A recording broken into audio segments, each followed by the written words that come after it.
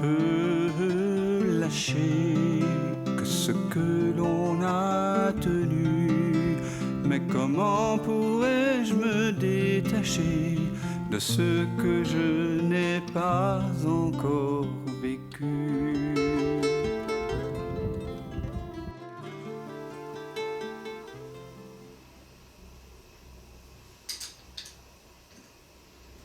Bienvenue alors à tous.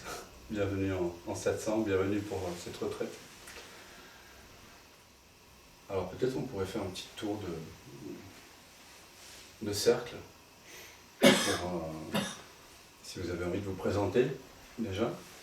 Et puis un élan de partager voilà, l'état du moment, ce que vous sentez dans l'instant, ou s'il y a la croyance en une causalité de pourquoi vous êtes arrivé ici, vous pouvez l'exprimer, pourquoi pas. Et s'il y a encore une sorte de recherche, pourquoi pas l'exprimer aussi. Ben moi c'est René, et je viens de Nice. Et je suis arrivé ici, en fait j'ai vu des... Je me suis intéressé un peu à tout ça il y a près d'1 an. En fait j'ai eu 2-3 années très difficiles, et j'ai découvert par le biais de YouTube, ce qui est magique, c'est que ça propose des choses sans qu'on cherche en fait. Et donc je suis tombé sur entre autres toi, sur comment il s'appelle, José Leroy. Et donc tout doucement je me suis intéressé, ça m'a captivé. Et voilà, donc j'ai écouté beaucoup de vidéos. Peu de satsang, mais beaucoup de vidéos le matin, au réveil. J'aime bien. On est neutre, quoi, on n'est pas. Voilà. Et au début, quand je regardais tes vidéos, je me disais que j'aimais bien pouvoir faire un séminaire, mais j'avais peur avec toi. Peur de moi, quoi, en fait. Peur de mes réactions, parce que. Et puis tout doucement, en fait, j'ai accepté la chose. Et voilà, quoi. Et du coup, ben, je me retrouve ici, parmi vous. C'est un grand acte de courage alors. Oui, pour moi, oui. Pour moi, oui. Je suis quelqu'un de très introverti.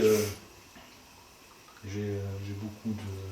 Je suis toujours en train d'essayer de mettre en équilibre mon mental, comme un avion qui est mouvementé par les airs, tout ça. Donc ça me demande beaucoup de courage pour moi. Voilà. Donc je suis content déjà d'être là, quoi. Merci. Je suis content que tu sois là. Merci.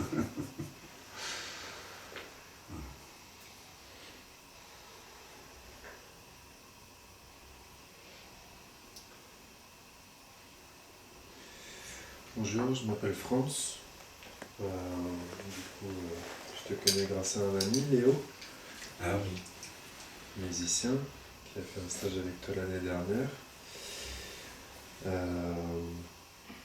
J'aime bien l'image que tu as pris de toujours essayer d'équilibrer ton mental tel un avion. Ah ouais. C'est un peu ça chez moi. Et Ouais. j'ai l'impression ces derniers temps que je vois de plus en plus le mental ou toutes les perturbations qui avant étaient là, mais pas vraiment conscientes. Donc en ce moment je suis pas bien, mais je sais que c'est bien. Du coup, voilà, ça me fait beaucoup de bien de commencer le stage déjà. On aura juste cette fois-ci d'être avec vous. C'est cool. Merci à vous d'être là. Dan d'être là, Sarah d'avoir organisé.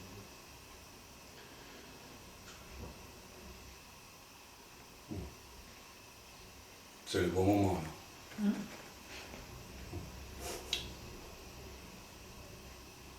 Maintenant.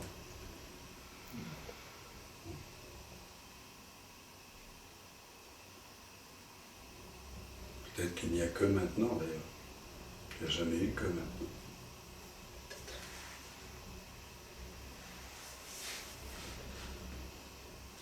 Donc, je m'appelle Valérie, je suis belge et je vis en Suisse.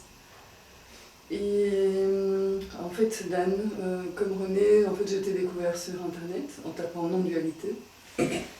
Et puis je me suis mise à écouter tes vidéos. Et un jour, j'ai vu ton mail et je t'ai envoyé un mail et tu m'as dit appelle-moi.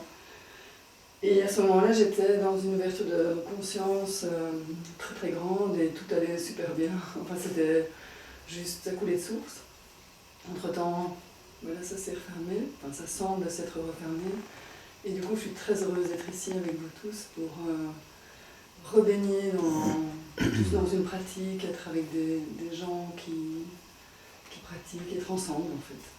Et voilà. Et c'est ta gentillesse qui m'a donné envie de venir. J'ai rencontré dans mon chemin d'autres personnes qui enseignent la non-dualité, mais je n'ai jamais... Voilà, ce qui m'a vraiment attiré, c'est la gentillesse. Voilà, ouais. J'ai trouvé ça une très belle qualité. Qui fait l'ange, fait la bête. Voilà. Voici moi la bête. Voilà. Et donc merci. Merci d'avoir organisé et merci d'avoir pris dans le message. Parce que c'est le bon moment, je pense. C'est le bon maintenant. Je m'appelle Catherine.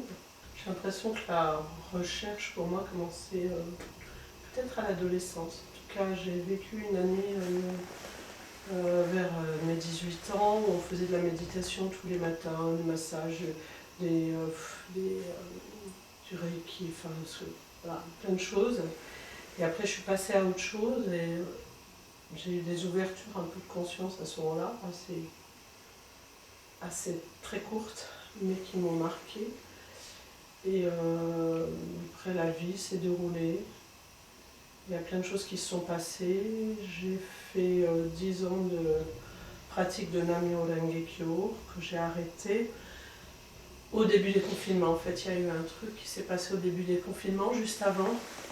Il y avait un truc qui tournait dans ma tête, c'était Samadhi, donc je suis allée voir sur internet Samadhi, j'ai regardé des vidéos, j'ai suivi un gars qui faisait du Bhakti Yoga, un Hollandais justement, qui est toujours, ça me paraissait très compliqué, et il y avait une procédure très compliquée de méditation, très très très longue. Et puis j'ai suivi Sadhguru et j'ai fait des stages avec des gens qui faisaient le yoga Sadhguru. Je me suis mis pendant un an à faire du yoga de façon intensive, tous les matins, 1h30, 2 heures de yoga. Et puis un an après, je me suis dit, mais la raison pour laquelle j'avais arrêté de faire Namyo Renge-kyo, c'était pour revenir à la méditation silencieuse. Ce qui fait que peu à peu, toutes les choses se sont dissoutes. Et au milieu de tout ça, en fait, tous les jours, pendant des heures, parce que j'avais pas grand-chose à faire pendant le premier confinement, j'écoutais les vidéos sur YouTube de plein de gens différents, mais vraiment, et je continue à le faire. Merci Macron. Oui, pour merci, le confinement. merci le confinement. Alors, le premier confinement, pour moi, a été une bénédiction absolue. Absolue. J'ai pu faire du yoga, de la méditation, m'occuper de mes enfants, de la cuisine. Au jardin, je suis passée d'une vie hyper occupée à quelque chose où je pouvais faire tout ce que je voulais. Et ça, c'était vraiment, pour moi, ça a été, la prison a été vraiment une libération totale, complète.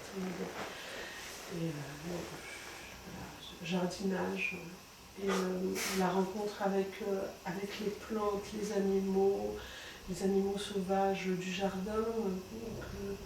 Tout ça a été vraiment ça. Et puis dans ces vidéos, j'avais envie quand même, parce que j'étais très très seule dans toute cette recherche, j'ai eu envie de contact et j'ai suivi aussi Pierre Léry-Guillemé qui a monté son ashram à distance, etc. Mais j'ai vu une fois en entretien Zoom et puis je t'ai suivi toi, et avec toi il y avait une sorte d'évidence. Peut-être le fait que tu sois chanteur aussi, je sais pas, mais il y avait quelque chose qui s'est fait, ça s'est fait tout seul. Voilà, je suis là. Et c'était même compliqué parce qu'au début je ne devais pas venir. Hein. Ouais, Tu as insisté, merci d'avoir insisté. Donc, et au fur et à mesure de tout ça, ce qui est fou, c'est que j'ai l'impression de rechercher de moins en moins de choses. Comme si les choses elles se faisaient un peu tout seul. Je dis pas que ça soit tout le temps comme ça, mais là c'est comme ça.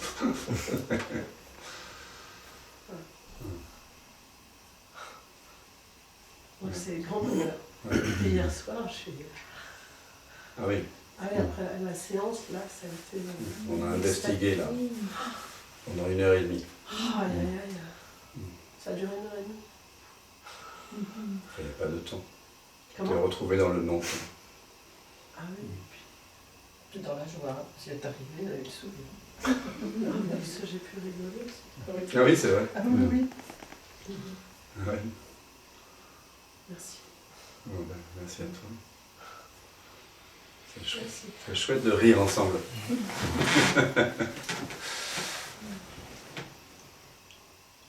Voir, c'est le thème du stage. On pourrait dire voir et sourire. Tout simplement. Voir ce qui est, et puis le sourire vient. Ça va ensemble. On dit en Inde Sat Chit Ananda. Vous connaissez ça? Oui. Le triptyque, qui est un concept triptyque entre l'absolu, Sat, la réalité ultime, Chit, la conscience, je suis, et Ananda, félicité. Donc oui, la réalisation du soi, lorsque le je suis se résorbe dans l'arrière-plan, la félicité est là, bien sûr.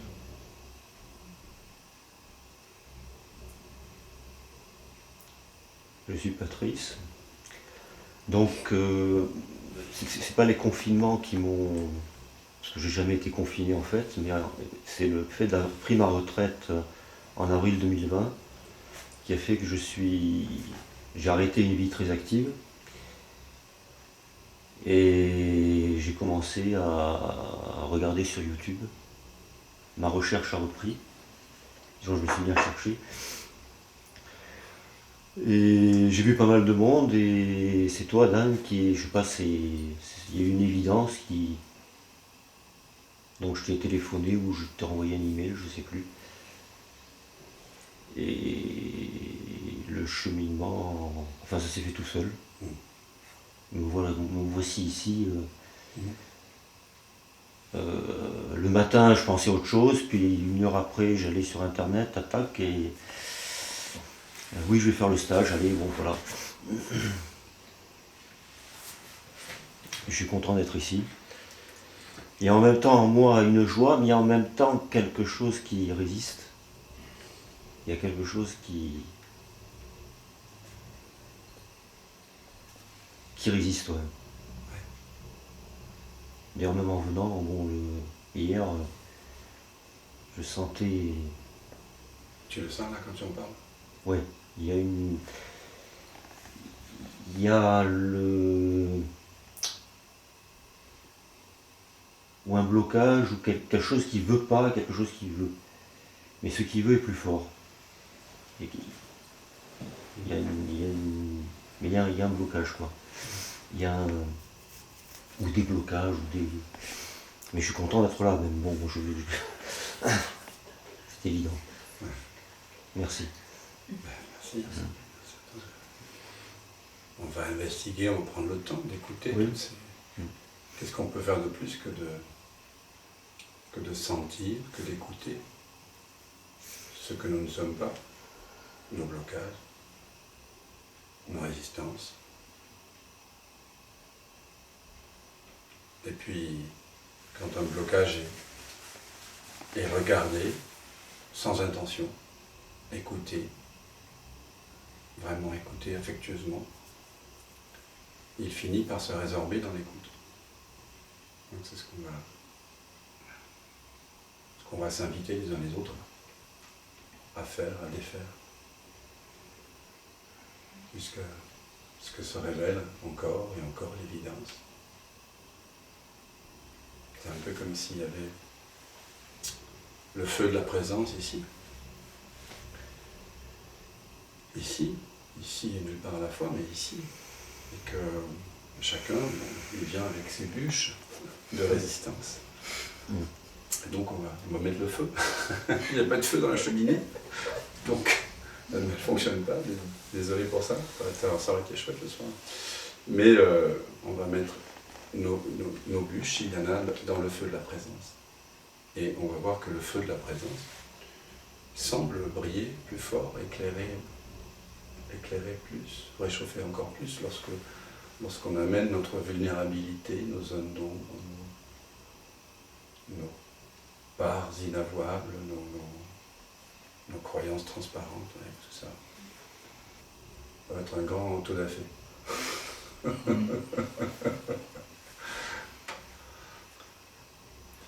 Ouais, moi c'est Jean-Luc. Et justement, tu parles de ça, et c'est vrai qu'au fur et à mesure, on sent monter quelque chose, et je suis à l'écoute de mon corps. Et pareil, je sens une résistance, je sens des petits blocages, et en même temps, je sens que ça se dissout dans quelque chose de... Pareil, c'est un magma, là, il y a quelque chose de l'ouverture, et puis d'un coup, là, ça reprend, ça se resserre un peu, puis ça se redilate. J'ai commencé une recherche il y a pas mal d'années aussi. J'ai suivi Yvan Mar, si vous connaissez, il était dans la région, il était à Gordes. Et puis je suis parti en Calédonie il y a 22 ans, pour faire encore continuer ma vie professionnelle. Et puis comme Patrice, je me retrouve à la retraite depuis 6 jours. Là, donc c'est l'homme du 6e jour, donc qu'il va falloir transformer en l'homme du 7e jour, justement. Je voulais marquer mon entrée en retraite par quelque chose. Je cherchais et que faire. J'aurais bien voulu refaire le chemin de Compostelle. Je l'avais déjà un peu fait il y a très longtemps. Mais la période ne s'y prête pas trop, comme l'hiver, etc. Donc j'ai repensé à des monastères, ou à des... Puis c'est vrai que je suis en contact avec toi, enfin, en te suivant sur Internet, pas en contact fort, mais je te suis depuis quelques années. Ça me touche avec José Leroy, quelqu'un en a parlé aussi, j'aime bien aussi sa démarche. J'avais rencontré Douglas Harding il y a quelques années, donc ça m'avait plu, mais ça avait été le goût de quelque chose de très vite évanescent, puisqu'il était venu un week-end chez Yvan Amar. Et ouais, on reconnaît là où il y a quelque chose de bon qui nous attire, etc. Puis, à l'époque, ça m'a parlé, mais je dis bon, voilà, donc je suis content de revenir dans cette voie, dans ce détour que la vie nous offre, pour être là aujourd'hui, avec vous, pareil, mettre ma fragilité, mettre mes peurs, mes doutes, etc., pour transformer tout ça, pour faire brûler, au grand feu de joie. Et je crois que oui, ça va être un grand feu de joie. Donc merci à tous, merci à toi pareil, parce que je suis arrivé le dernier, et de suite tu m'as, alors que le stage était plein, j'ai bien aimé comment les obstacles, tu les as très vite balayés, etc. Merci à Sarah, pareil, que j'ai appelé de suite aussi. Tout s'est enchaîné, parce qu'il n'y avait plus de place dans les gîtes, ni rien, il n'y avait pas de... Et ça s'est fait, et tout s'est organisé. Donc voilà, merci à tous aussi. C'est chouette que tu sois là.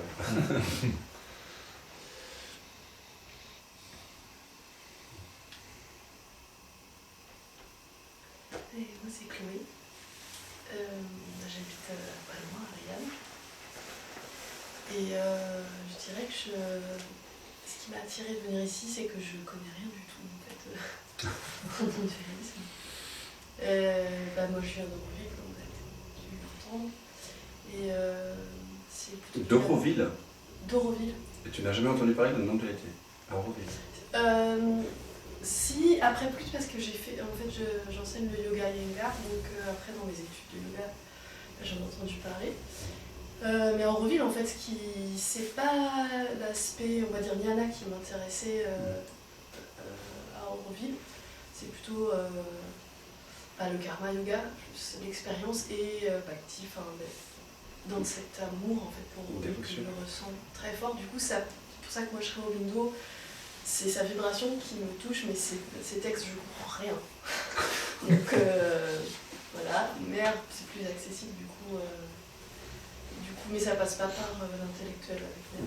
Donc c'est pas du tout une approche jnana que j'ai à Auroville. Donc c'est pour ça que je connais pas vraiment en fait tout ça, mais par contre la vibration, c'est celle qui résonne avec la Néa.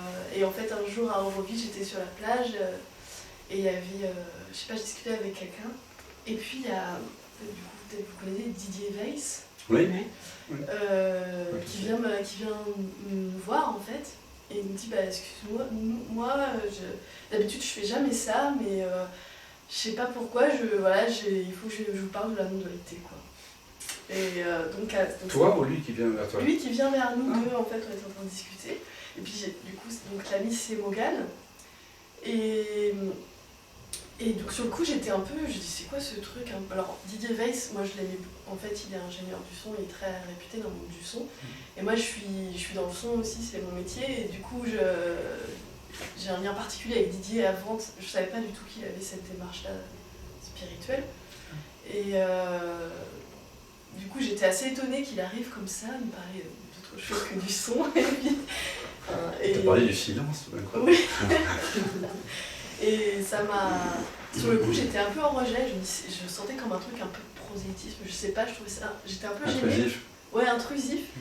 Mais c'était assez... Et même lui, il était un peu gêné de faire ça, c'était bizarre en fait. Et par contre, Morgane, il a été tout de suite accroché, puis et ensuite il a été dans tous ses groupes.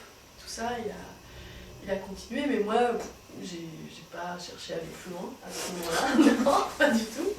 Je suis retournée vivre en France. Et donc je suis devenue enseignante, donc c'est du yoga Iyengar, qui est pas forcément dans l'approche médiévale. Et c'était assez dur comme formation. Et là j'ai rencontré un prof qui est à Nice, Christian Pisano. Je sais pas si vous connaissez les Niçois. Qui est complètement à l'opposé de l'approche quand même très Iyengar, très stick. Et lui qui est chiviste, du cachemérien, je sais pas. Yoga cachemérien? Ouais. Tu as travaillé avec Eric Barré peut-être? Alors du coup je connais pas tous les noms, mais en fait ça m'a... Pareil, ça passe pas par l'intellect, mais là ça passe par le corps. Ouais. Et je ne comprenais strictement rien, mais vraiment rien. rien. À Iyengar, à Eric Barré, il y a un saut quantique. Lui c'est vraiment un ovni dans le monde Iyengar, et je dis ok c'est... Il donne la forme du yoga à Iyengar, mais c'est dans le sentier. Wow. Ah oui. Mais vraiment... c'est un cheval de Troie en fait. Ah ouais, complètement. Et ça m'a profondément bouleversée, mais vraiment, tout, en fait, tout ce que j'ai appris, tout s'écroule, donc il n'y a plus rien. Et cet état de vacuité et dans le yoga, lui il appelle ça l'errance joyeuse, dans une posture de yoga, c'est quelque chose qui m'a... Alors, donc là, il a un cancer, du coup, il ne peut plus enseigner. Donc, c'est comme si, en fait, il y avait quelque chose qui avait commencé à germer, mais que je peux pas... J'essaie de continuer, mais c'est vrai que toute seule dans ma pièce, dans ma pratique, c'est... Faudra que tu ailles voir Eric Barré. Ouais. Ah ouais, c'est pour moi le plus beau des yogas, enfin en tout cas, le yoga où on se dépose dans l'espace. Et puis un jour avec Sarah, elle m'a raconté en fait une rencontre qu'elle avait fait avec toi, elle m'a expliqué, et ça a été tout de suite, oui, tout de suite j'ai senti l'expérience en fait, j'ai vécu l'expérience quand elle me racontait. Et mais en fait, ça s'arrête là, quoi. Donc, et après, elle me dit, allez, viens, oui, c'est super. Et puis, en fait, en gros, je suis là parce que, en fait, ça va venir, quoi. Oui. Je t'ai obligée. Ouais. Mais j'ai pas l'impression que ça. J'ai pas eu de. Ça vient, en fait, ça s'invite, en fait. Oui. Je sens vraiment pas. Du coup, quand j'ai dit autour de moi, alors voilà, je vais faire une retraite, mais c'est quoi? Je sais pas du tout. Je sais pas du tout dans quoi je m'embarque et j'y connais vraiment rien. C'est chouette. D'autant que vraiment, alors, ouais, il n'y a pas de niveau ici. Il n'y a pas de hiérarchie. Ni d'âge. Et quoi? Ni d'âge. Non, ni d'âge, ni de... Et que donc il n'y a aucun besoin d'aucune érudition, aucune préparation. Puisque nous allons simplement reconnaître ce que nous sommes déjà.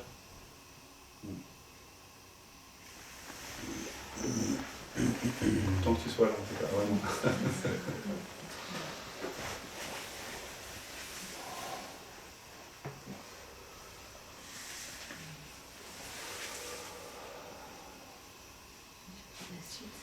Donc, je m'appelle Estelle, je viens de Toulouse. Donc moi j'ai déjà fait la retraite avec Dany à 2 ans, donc avant le confinement, donc ça je suis née depuis, il y a pas mal de choses qui sont déconstruites. Et puis là je suis venue un peu par hasard aussi, en appelant Dan, il me dit c'est bon, je viens dans le sud, donc je viens. Voilà, et c'est vrai que là pour cette deuxième retraite je viens différemment. Il y a vraiment quelque chose qui a besoin de s'installer. Tu parlais de félicité, je crois que c'est vraiment ça que je viens chercher entre guillemets. En tout cas plus l'aspect félicité que je dirais l'aspect déprime que j'ai pu connaître dans la déconstruction.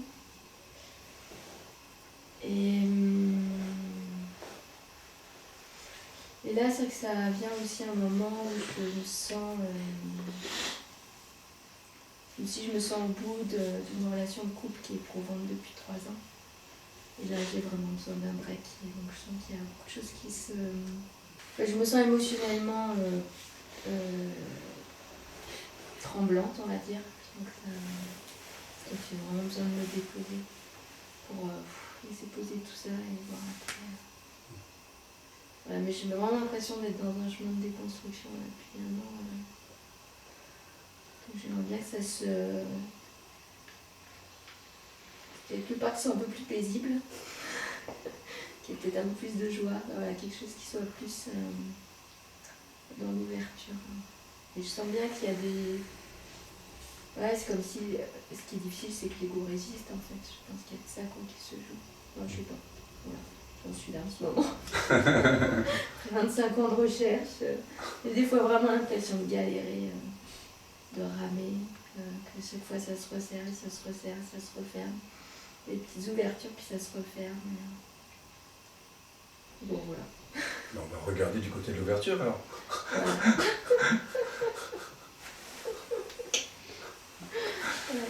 Tu es déjà ouvert? Oui. Merci à toi. Je suis content que tu sois là. Pour la féliciter. C'est ça. La félicité. Sans objet. Juste la joie d'être.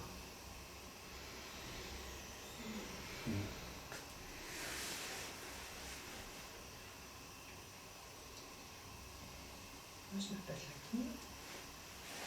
Je rame depuis 25 ans, il faut mieux. Je poisson et les rames. Oui. Oui, parce qu'en fin de compte, j'en fais presque d'obsession. Il y a une chanson comme ça, danoise. Oui, rame, rame, rame. Qui peut faire du bateau sans vent, qui peut ramer sans rame, qui peut quitter un ami cher sans renverser une larme. Je peux faire du bateau sans vent, je peux ramer sans rame. Mais point quitter un ami cher, sans verser une larme. C'est pas du Brassens? Non. C'est une vieille chanson. Moi, je connaissais plutôt Ramé. Tu sais, Oui. je sais pas. Oui, ça, Et c'est la première fois, voilà, la première fois que j'ai fait un stage que je faisais dans l'Ouest. Attends, David. j'ai pas compris. C'était la première fois que je faisais un stage avec une personne qui était dans l'éveil, David Joussi, Ah oui. que j'ai connu il y a 25 ans. Je crois que c'était un guide de montagne. Je dis, je vais marcher avec lui. Et je me suis rendu compte que c'était pas simplement un guide de montagne. Ah oui. Et le jour où il m'a dit que lui, la cheminée, c'était la même chose. Je dis, te fous pas de ma gueule quand même, tu vois. Je rentrais dedans, je dis, c'est pas possible. Il dit, fais l'expérience, et vraiment, je prenais la cheminée, ouais. Je prenais le monsieur, ouais, c'était pareil. Donc je me suis rendu compte qu'on fait des différences avec les animaux, la nature, la pierre. Alors je faisais quand même une distinction pendant longtemps, quand c'était animé ou pas très bien animé quand même, tu vois. Je voulais bien un arbre, je voulais bien un cheval, mais une pierre quand même, non. Puis après, quand j'ai vu que je pouvais passer la pierre à travers, comme ça, que ça passe à travers, je me suis dit, bon, on est du vide, et puis c'est tout. Donc, on est que du vide. Oui. Mais quand tu dis que, je veux dire, Oui. j'appuyais sur Ah, le sur que, le que, comme d'accord. si c'était que du vide, Ok. mais c'est le vide qui prend la forme du tout.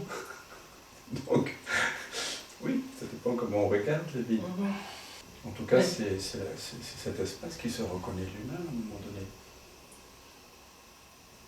Et Dieu est cela. Content que tu sois là.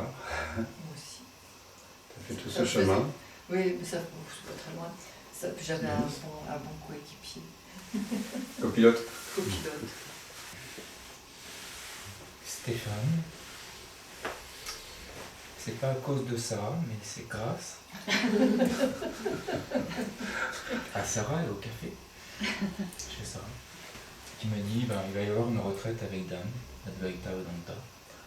Advaita Vedanta, ben, je suis un peu tombé dans la marmite, puisque je reviens de plus de 10 ans au pied de la montagne sacrée d'Arunachala, avec Ramana Maharshi, l'ashram de Ramana Maharshi, avec des amis spirituels tels que Atmananda, Swami Atmananda. Là en ce moment il est en satsang à Tiruvannamalai, et puis avec des rencontres de maîtres spirituels en Inde qui font basculer la conscience vers quelque chose de la forme vers le sans forme. Et puis grâce encore à ce Covid qui me dit ben voilà, il faut partir de l'Inde, il faut revenir ici, il faut revenir en Occident. Et puis un jour l'année dernière, en janvier l'année dernière, à Montpellier, dans une église, à l'église Saint-Pierre, à la cathédrale Saint-Pierre, j'ai dit mais accordez-moi votre grâce. Et là j'entends non. Accorde-toi la grâce. Et en tant que musicien, eh ben, j'accorde mon instrument, j'accorde et je m'accorde à cette grâce toujours présente. Et dans cette grâce toujours présente, eh ben, il y a toutes vos présences. Puis il y a la présence de Dan, et il y a la présence du satsang, sat, vérité, être assis près de la vérité. Merci à vous, merci pour cette retraite, merci à Dan.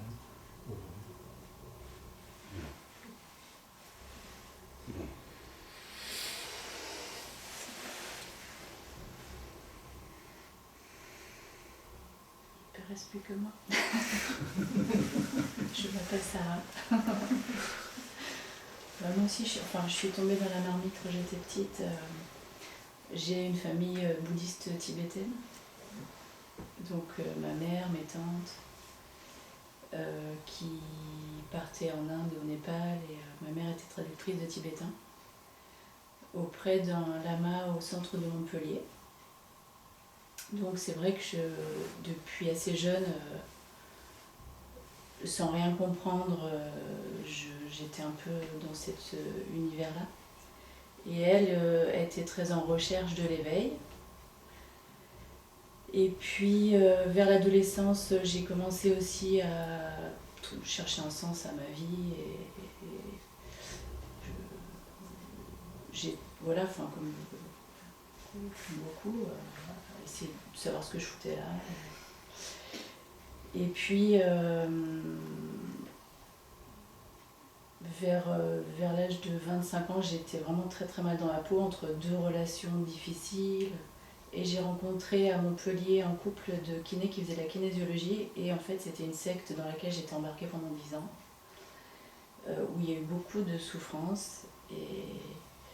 Et ces moments de souffrance m'ont permis derrière d'avoir des ouvertures incroyables. Et peu à peu, en fait, donc j'ai quitté cette secte il y a 15 ans. Et suite à ça, j'ai vraiment cherché autre chose. Donc j'ai rencontré des approches, ainsi que ma mère, puisqu'elle était aussi avec moi. Il y a eu le courant miracle, il y a eu après toute l'approche non-duette. Et là, c'est encore à chaque fois, c'était ah oui, c'est ça, c'est ça. Puis, ah non, c'est pas ça. Ah, c'est ça. Et là, vraiment, depuis, ça a toujours été ça. Et il s'est passé encore à peu près 10 ans de recherche, et puis donc toute cette histoire avec la secte, ce qui était difficile, j'ai perdu un peu la garde de mes enfants, enfin, il y avait beaucoup de conflits, de peurs. Et en même temps, il y avait toute cette quête intérieure de me dire mais c'est pas là, dans la forme, il faut que je trouve quelque chose ici. Et des moments, il y avait ah ça y est, c'est ça. Et ça se refermait. Et puis après, j'ai réussi donc à trouver la paix dans la forme parce que j'ai pu récupérer mes fils. Mais à côté de ça, le compagnon avec qui j'étais, on s'est séparés, j'étais vraiment très très triste. Et après m'être laissée traverser par cette tristesse qui a duré quelques mois, là il y a eu où j'ai disparu.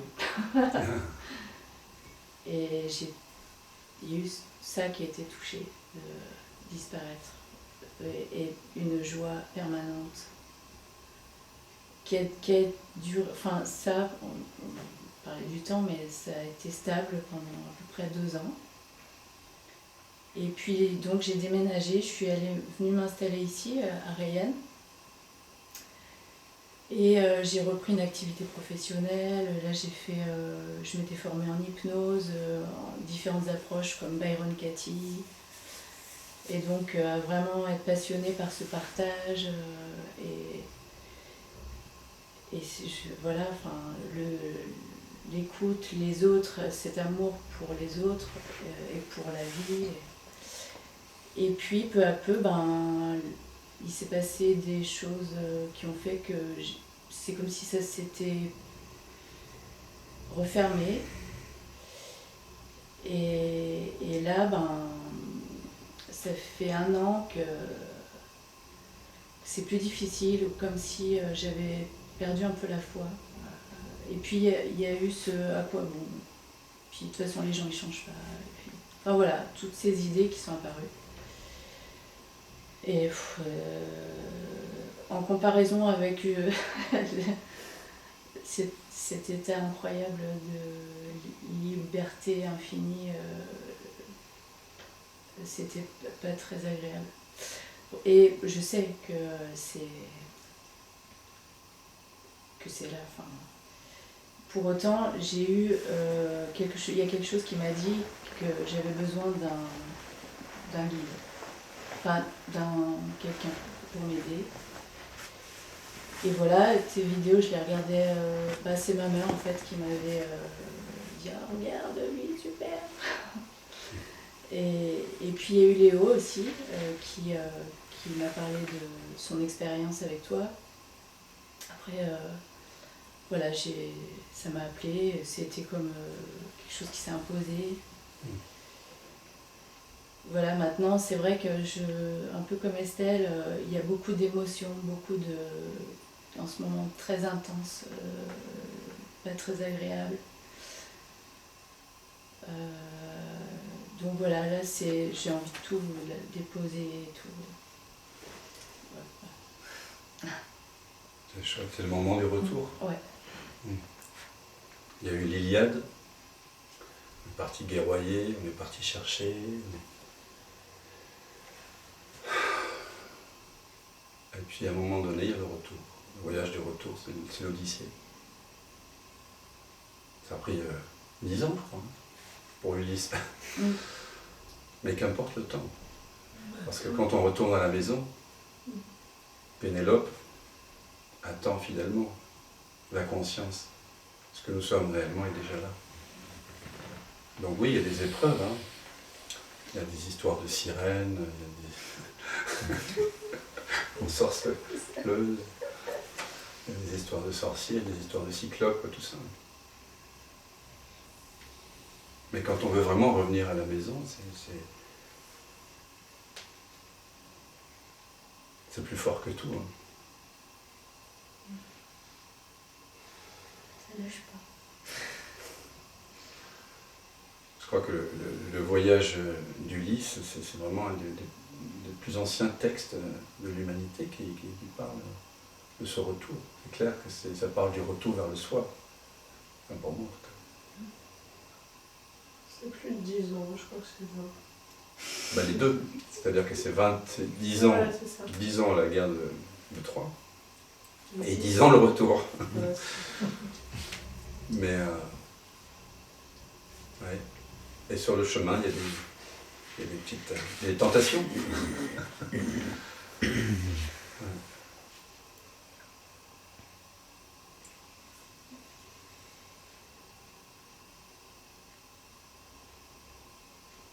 Huang Po, un moine Chan du 8e siècle, disait « L'ignorance s'appuie sur ce qu'il pense et rejette ce qu'il voit.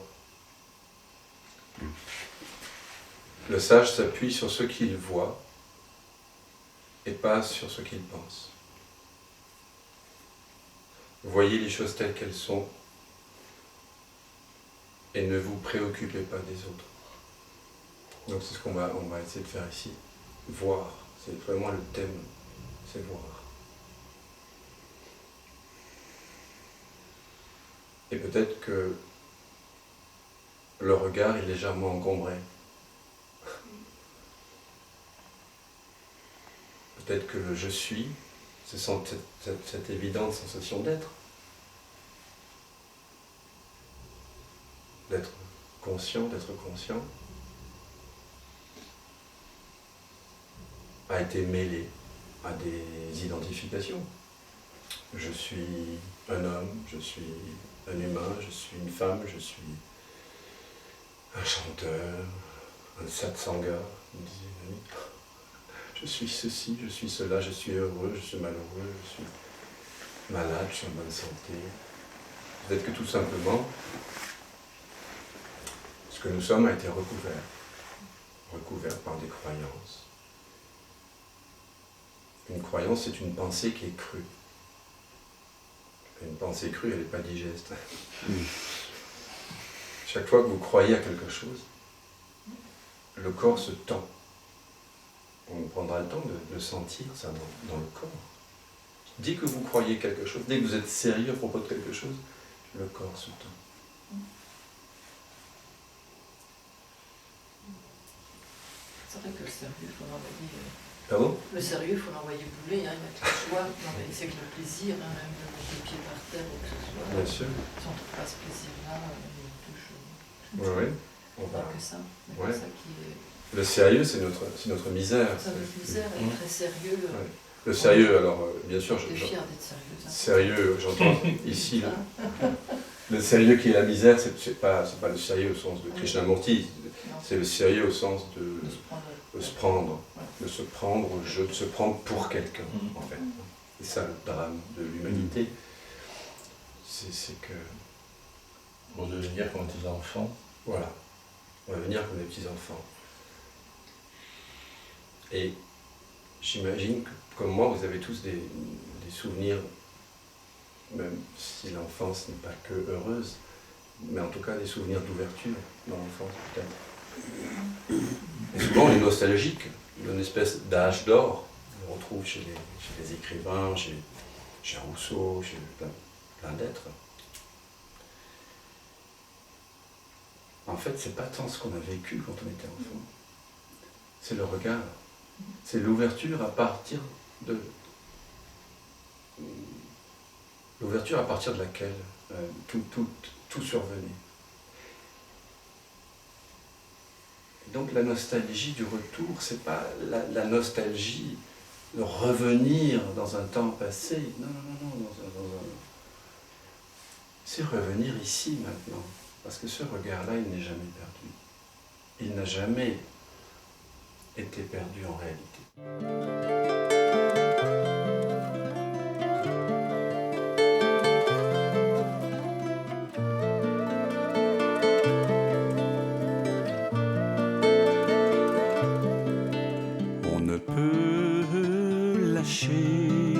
Que ce que l'on a tenu, mais comment pourrais-je me détacher de ce que je n'ai pas encore vécu?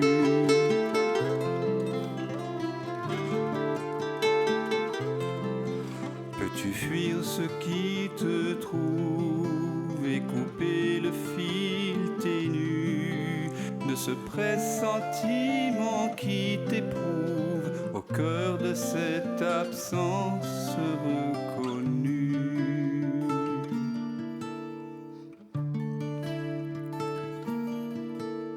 Ce qui s'obstine pendant le sommeil, ce que tu sens juste après le réveil, car de la fleur des dérives à la saveur notre rive, à la candeur de l'éveil, ce qui te rêve t'arrive.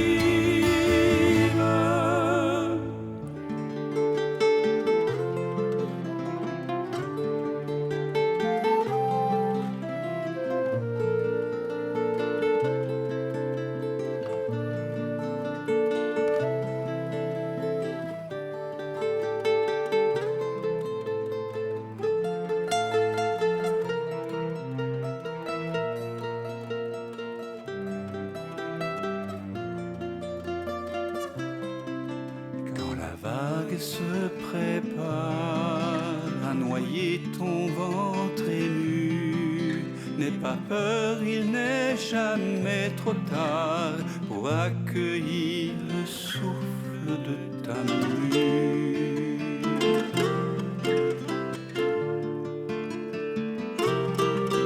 Le passé n'existe pas quand le cœur est mis à nu. En quittant le vu pour vraiment voir, tu cueilles en toi ce monde entreaperçu.